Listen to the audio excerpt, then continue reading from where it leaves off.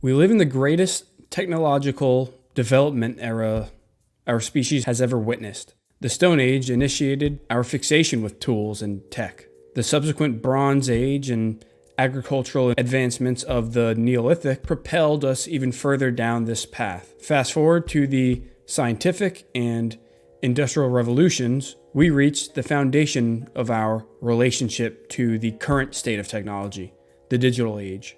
We went from riding horses as our primary means of transportation to taking a rocket to the moon within a mere 100 years. Now, we each have more computing power in our pockets than the very rocket that got us there. Our phones are capable of ridiculous feats that would have been unfathomable to people living just 10 generations ago, let alone thousands.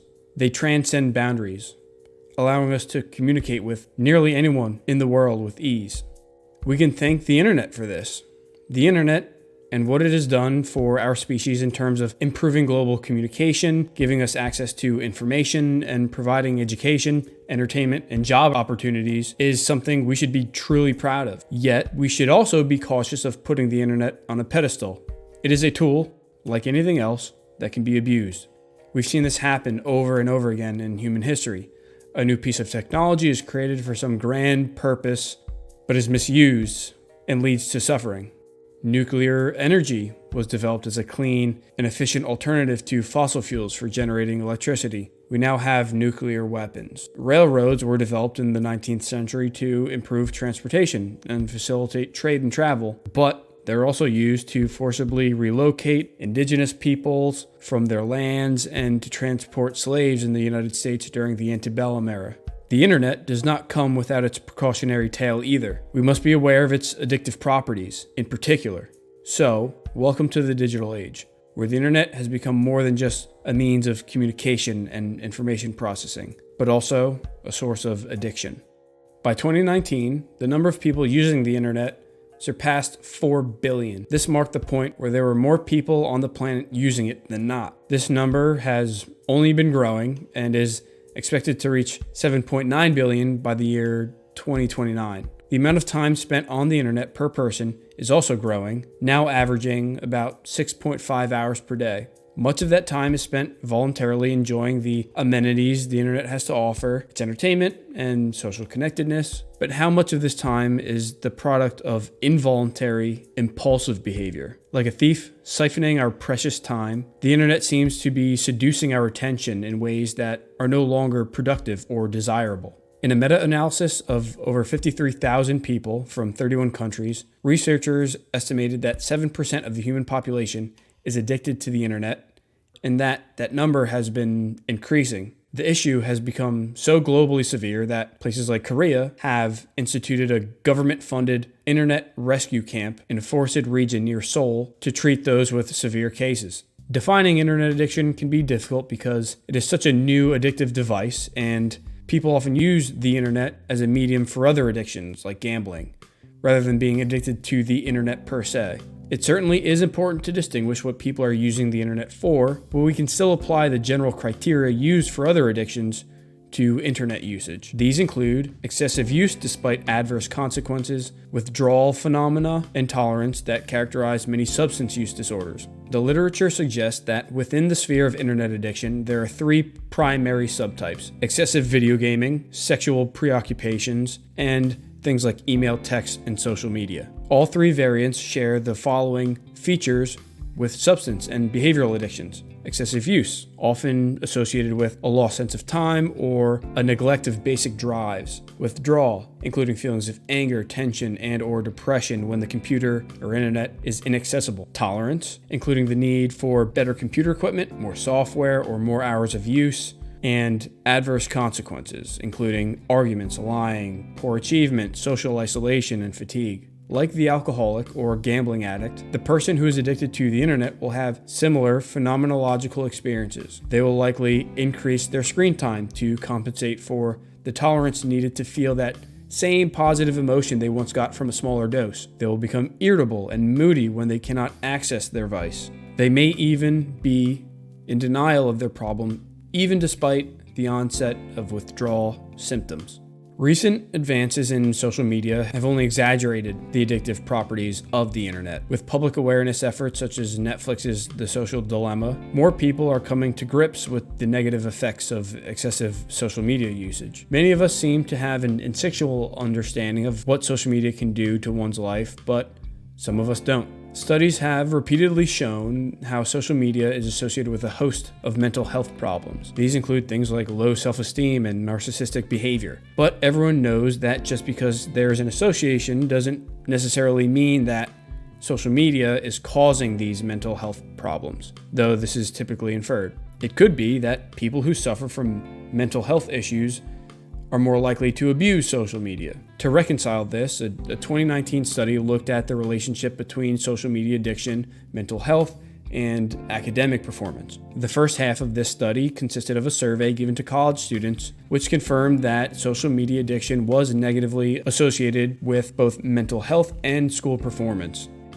Importantly, the second half of their study consisted of separating study participants into a control group and an intervention group. The intervention group was given protocols to raise their social media use awareness and reduce screen time, while the control group received no extra instruction. They found that reduced exposure to social media significantly improved the intervention group's mental health compared to the control group. This suggests that social media was driving poor mental health, not vice versa. The authors of the study had this to say: notably, our results showed that social media addiction was associated with reduced mental health, partly through lowering individuals' self-esteem, and that the reverse mediating effect of self-esteem with mental health as the predictor and social media addiction as the outcome variable was not significant. So why does social media have such a strong influence on our mental health? Why is it so addicting? This has become quite a contentious debate, and there are many ongoing legal battles to get to the bottom of the problem. Whether or not the private companies creating these platforms have bad intentions is an even larger issue and beyond the scope of this video.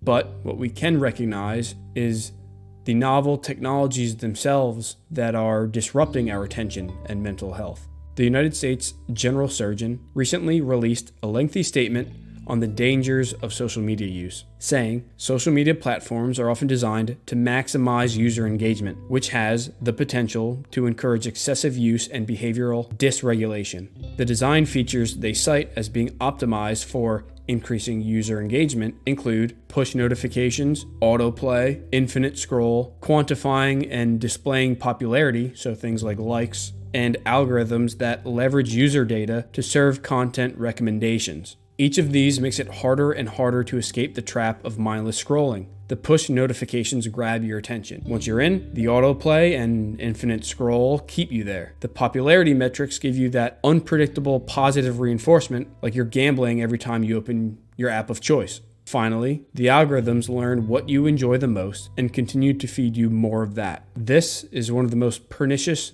technological combinations, creating an addiction feedback loop. The world now offers a full complement of digital drugs that didn't exist before. Or, if they did exist, they now exist on digital platforms that have exponentially increased their potency and availability, says psychiatrist Anna Lemke. She goes on to say, furthermore, the technology itself is addictive, with its flashing lights, musical fanfare, bottomless bowls, and the promise, with ongoing engagement, of ever greater rewards. Not only do we have immediate access to these digital drugs at our fingertips, but we now rely so heavily on them for typical day-to-day tasks. To live in the modern world, it's almost a prerequisite to have at least a fundamental understanding of the internet. This complicates how we deal with its addictive properties. It's like food. Drug addicts can survive without their drug of choice, but food addicts can't. Being a recovering food addict is like being a recovering alcoholic who actually needs to have only a couple of drinks to stay alive while always being mindful of overconsumption at all times. Internet addiction is very similar in that quitting the internet cold turkey seems quite unrealistic in the modern world. It is simply proven to make our lives easier and more efficient in too many pragmatic ways. We likely have to take on this challenge in small doses. One way we can do this ourselves is through self-binding. In her book, Dopamine Nation, Anna Lemke describes self-binding as a method to intentionally and willingly create barriers between ourselves and our drug of choice. So, rather than ditch the smartphone completely, make it more difficult to access the particular apps that really pull you in. And this takes three forms. First is physical self-binding. This is where we use the physical space around us as a barrier to our addictions. In terms of internet usage, this would look like keeping your phone out of your bedroom so you don't look at it before you go to sleep, or literally keeping it in a lockbox when it comes to work or spending the evening with your family. Second is chronological self-binding. This is the application of time limits and deadlines. For example, you can restrict your internet access to only certain times of the day. What's promising about this strategy is that it allows you to still indulge, but at more reasonable doses. Third, categorical self-binding. This option is a little more extreme than the other two, but it involves eliminating an entire category of potentially tempting stimuli. For excessive internet users, this may include things like completely abstaining from phones, laptops, or video games for an extended period of time. This will be less achievable than options 1 and 2 for some people, but it may be exactly what others need. Cal Newport is a productivity expert and a huge proponent of limiting screen time. Rather than using the term self-binding, he uses phrases like digital minimalism or dopamine detox when discussing this addictive internet realm. Briefly, he believes that we can use these great technologies in smarter ways that will reduce their negative consequences. One tool he cites is internet plugins that remove the recommendation sidebar from websites like YouTube. This can help prevent you from falling down the algorithm's rabbit hole of feeding you exactly what you're looking for over and over again. Also on YouTube is an option to turn off autoplay, which can help too. The second tool of Newport's that I like is to replace these highly distracting sources of dopamine with content that is less potent. For example, opt for listening to music and reading books as forms of entertainment instead of scrolling Instagram or TikTok. Introduce high-quality pleasures in replace of cheap, low-quality pleasures. Lastly, is to create a technology budget. By this, Newport suggests starting from zero and deeply contemplating what forms of technology truly matter to you. For most people, TikTok will not be what truly matters. If you're an artist, something like Instagram might make the cut as a way to express and advertise your visual arts. If you're a musician, maybe SoundCloud. If you're in finance, maybe some finance podcasts. The key is to incorporate only the applications that support your life endeavors, creating a digital portfolio that acts like an investment rather than a distraction. I will certainly be diving deeper into this issue of internet and social media addiction in future videos. But in the meantime, if you liked this video, you could check out these as well.